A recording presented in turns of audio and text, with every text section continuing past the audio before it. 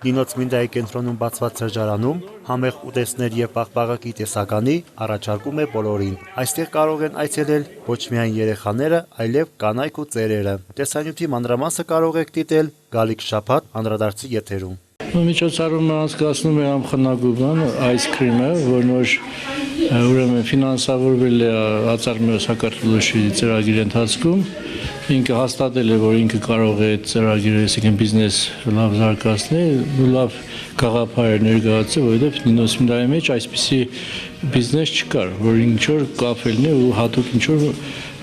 պաղպաղակ արտադրելով։ Ու ասեմ, որ այսպիսի պաղպաղակ ոչ